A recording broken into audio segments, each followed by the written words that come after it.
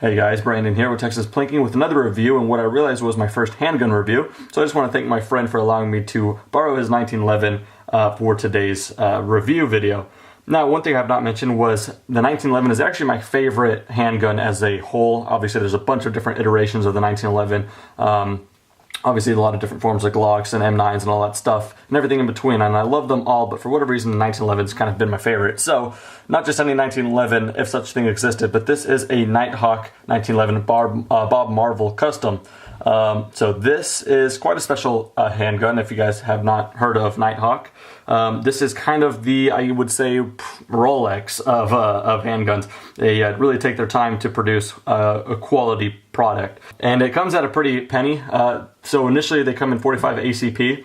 It's another $200 upcharge from the base price, starting at $4,295. It's called $4,300. And it's a $200 upcharge to convert it to a 9mm, which this one is. So yes, $4,500 is not for the faint of heart for any gun, even this beautiful 1911. But I will go ahead and try to justify the reasoning on this, in my own opinion, because this is not mine. If I had the means to, and you know, a bunch of disposable income, I would love to have a Nighthawk. Just have that one 1911 that is kind of like just the jewel in the safe that I like to bring out and shoot now and then, because it is a gorgeous gun. So it's finished in black nitride. It's got these different kind of side grips here. The actual gunsmith, now if you didn't hear about Nikon before, it is one gun, one gunsmith. One person really takes the time stippling the top, the upper here, and everything. They just really take their time in one gunsmith. And underneath the grips here is the engraved name from that gunsmith.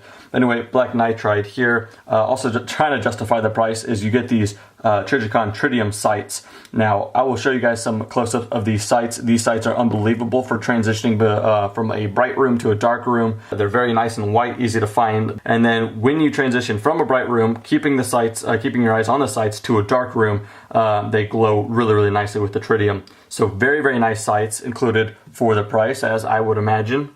Now, just like with any 1911, you have the kind of beaver tail safety here, as well as this safety right here. Magazine is empty. Magazine holds 10 rounds, being a 1911 that's chambered in 9mm. So yeah, there is that. But overall, unbelievably good feeling. Very nice weight. Now, this is just, again, all 1911s, not necessarily just this one, but just something about this nice beaver tail right here, with the single stack mags being a thinner grip.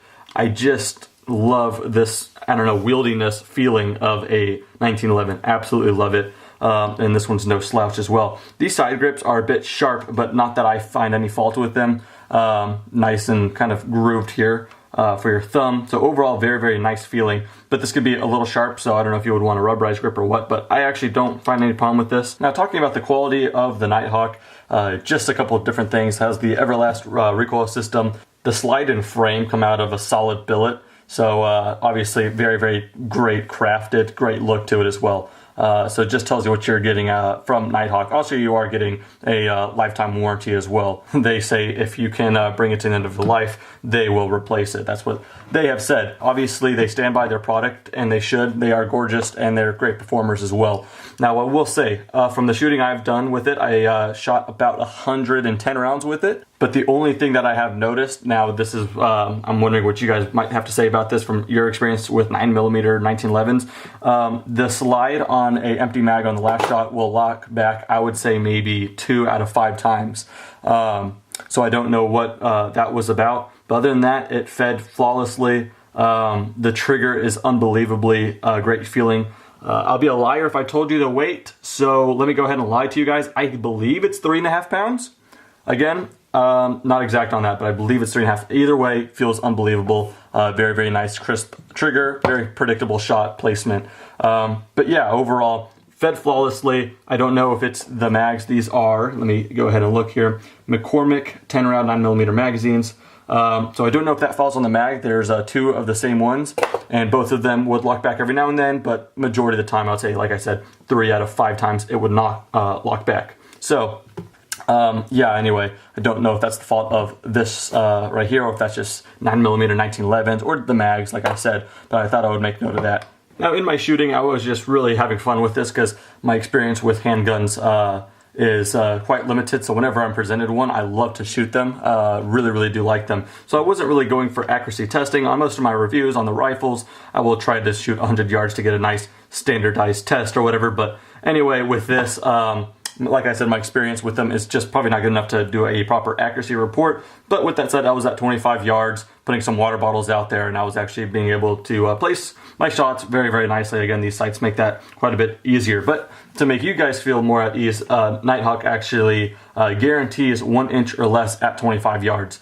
Just up to the shooter, and so yeah, more experience on my part to kind of bring you guys an accuracy report on that. But as far as impressions, that's what I can speak on. Really liked it. And like I said, to justify the price, you can get a lot of great performing 1911, multiple great performing 1911s for the money of this specific 1911, but this is just for that kind of collector who just wants that jewel in the collection under nice fine lighting and takes good care of it. So with that said, that's the kind of piece this makes in a gun collection, and that's why I'm very thankful that I was able to borrow it for a review today. So hopefully all the extra footage, the slow motion and the external shooting and all that stuff kind of helped suffice this review, because like I said, usually I don't do these tabletop reviews.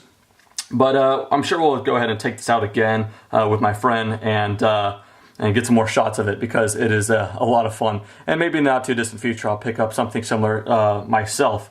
But anyway, that does it for this video. More content definitely on the way, so stay tuned for all of that. But anyway, that does it for this video, and I'll see you guys on the next one.